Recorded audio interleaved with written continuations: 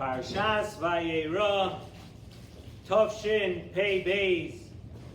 This week's parsha, we were deep into the discussions about Avraham Avinu. At the end of the parsha is one of the more difficult episodes in the Torah. One of the toughest thing to actually give a shir on and to try to understand, and that is, namely, the parsha of the Akedah. Kadosh Baruch Hu tells Avraham Avinu to take Yitzchak Avinu, bring him to a distant location, and over there, Avraham Avinu is supposed to be Makriv Yitzchak Avinu as a korban. And really, to try to understand it on the surface, to just try to take things at face value, is very, very difficult. And we know that the Akedah was the last of the Asara Nisyonos, the 10 tests that Avraham Avinu had to pass, 10 tests that Avraham Avinu had to go through. And this was the final one. And it's a few questions we can ask on this Parshas HaAkedah. First of all, ask the Nesivos Shalom, why is it that only by this Nisayon, by the Akedah, does the Torah use the terminology referring to a Nisayon? The Pasuk tells us, V'ho'elikim Nisa es Avraham. And this is just the final one. This is the 10th one. What happened to all the other Nisyonos? Why didn't the Torah ever use a lashon of a Nisayon, that a Nisayon was being given to Avraham Avinu? Another question, why do we say V'ho'elikim? Why do we use a lashon here of a lashon of Midas Hadin? V'ho'elikim Nisa es Avraham. Why are we using Midas Hadin as opposed to the Nisayon of Lech Lecha? By Lech Lecha, in last week's parsha, we use a lashon of the lashon Havaya, a lashon of Rachamim. Why here by the Akedah do we use Midas Hadin? A lashon of Chesed and Ahava. Avraham Avinu, we should use a lashon of Chesed and Ahava as we used by Lech Lecha. Another big question asked here by the Nesivos Shalom also, why does the Torah say, now I wonder if anybody here ever thought about this one. Why does the Torah say, V'ho'elikim Nisa es Avraham? What about Yitzchak? I don't want to say, what was Yitzchak Avinu? I mean, Yitzchak was a main player, a main actor here in this Nisayon of the Akedah. I mean, he was going to be the one who was going to be brought, who was going to be killed, right? And the Torah specifically refers to this as a Nisayon of Avraham Avinu. V'ho'elikim Nisa es Avraham. Wasn't this a huge Nisayon for Yitzchak Avinu also? Why do we attribute it just to Avraham Avinu? Another big question asked in Nesivos Shalom, and we're going to try to tie all these things up and answer it with one mahalach. But another big question in Nesivos Shalom asks, why was this Nisayon necessary? I mean, you look at the end of last week's parsha, Avraham Avinu, we know, went into the fire of Ur Kasdim, threw his entire self into a fire. He was totally consumed by the fire. I mean, if Avraham Avinu did not show his loyalty and allegiance to HaKadosh Baruch Hu, then what would show allegiance to HaKadosh Baruch Hu? Why was there another Nisayon? Why was the Nisayon of the Akedah necessary? So Nesivos Shalom explains in the following way.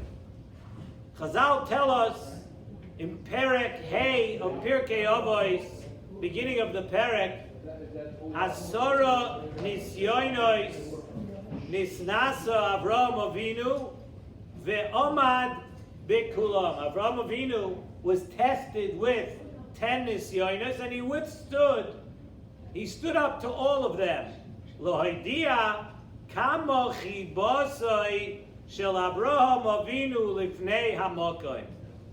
And the Ramban, on this Mishnah, the Ramban, in his Sefer Emunah and Bitochain in Perek Vov, the Ramban says that one should not think, a person should not think that the Maila, what was Avraham Avinu's Maila? The Ramban specifically tells us, don't think that the Maila of Avraham Avinu was that Avraham Avinu kept the whole Torah. Although that at that time, before Kabbalah Torah, it was a monumental thing. But says the Ramban, don't think, and he says it from this Mishnah of the Asar Nisyonos, don't think that the big Maila of Avraham Avinu, that he kept the entire Torah before Kabbalah Torah. Says the Ramban, very interestingly, he says chances are that there were other great people in the world then who also kept, if not all of the Torah, they kept most of the Torah. They were connected to God in that way that they felt and they knew what they were supposed to be doing. So there were other people who may have kept the Torah. Says the Ramban, what created the love between Avraham Avinu and HaKadosh Baruch Hu? You know what created that bond? Was the fact that Avraham Avinu withstood these, he stood up to these nisyonos. That was what was special about Avraham Avinu. That is, if we personify Avraham Avinu, that is what was unique. So even keeping the entire Torah, that does not create that bond with Hashem. That did not create that love. It was not the thing that would bring Avraham Avinu up to the level that would bring him when he stood up to the Nisyonos. The Baal Shem Tov says, very interesting thing, something which is interesting for every person to know when they have a Nisayon. The Baal Shem Tov says that when a Nisayon is given to a person, all his madregos and all his levels of greatness are also taken away from the person. When Hashem wants to see, he wants to give you a Nisayon, and he wants to see what you are made of, Hashem takes away all your levels that you've reached, all your madregas. Because Hashem wants to see how you respond when it's just you with all your madregas taken away. And that is the inyan of an Nisayon. Hashem wants to see what you are really all about. So if you had siyata d'shmaya and you grew and you became a different person throughout your life, when Hashem tests you, he takes away all those things. Hashem wants to see when it's stripped down, when everything, all the fluff and fanfare is taken away, what are you made up of? What do you consist of? And the Svarim HaKadoshim, Nesivos Shalom says, teach us something very interesting about that point. And he says like this, you know what Hashem takes away from you? Hashem takes away from you the things that you've grown in your life, even with siyata d'shmaya. But what Hashem never takes away from you are things that you acquired with Mesiras Nefesh. Things that you acquired during your lifetime with Mesiras Nefesh are yours to keep. They're never taken away from you, forever. And those you keep when you have to stand up to a Nisayon and you need to fall back on something, you have those things. And we know that the midah of Avraham Avinu was Ava. Avraham Avinu was Ava and Chesed, that was his personality, that was his person, that was Avraham Avinu. And Avraham Avinu worked on that with Mesiras Nefesh. Avraham Avinu didn't just become a Baal Chesed, he didn't just attain Midas Ahava. Avraham Avinu worked on that with Mesiras Nefesh. Kabrina Rav Zchus Yogan Aleinu, he says, obviously Chassidish Torah, he says we wonder, how was it possible that Avraham Avinu did not get burnt up by the fire in Or Kasdim? He was totally in the fire, and he didn't get burned up. Says the Kabrina, Zechusi Yogan Aleinu. He says, you know what? People should not wonder why Avraham Avinu did not get burned up by the fire. We have to wonder about why the fire did not get burned up by Avraham Avinu. That's the bigger question. Avraham Avinu was such a fire of Ava and Chesed and service to HaKadosh Baruch Hu in that way that we have to wonder, why did the fire continue to burn when Avraham Avinu was in the fire? That was the Chiddush. That Avraham Avinu, with his Ahava, did not put out the fire. There's no Chiddush that Avraham Avinu did not get burned from the fire. So it says in Nesivos Shalom that Avraham Avinu had his Midas Ahava, which he attained with Mesiras Nefesh. He had that at the time of every Nisayan. He had that at the time of this Nisayan. But for this Nisayan of the Akedah, Avraham Avinu needed something different. Avraham Avinu, in order to pass the Nisayan of the Akedah, Avraham Avinu needed Midas Hayira. He needed to fear HaKadosh Baruch Hu. HaKadosh Baruch Hu tells him to go bring his son as a carbon. Avraham Avinu needed Midas Hayira. So it's only here, by this Nisayan, by the Akedah, that the Torah uses a lashon of Nisayan. Because by all the other Nisyanas, Midas Ahava, that was Avraham Avinu's Midah, which he acquired the Mesiras Nefesh, and that was enough to get him through every other Nisayan.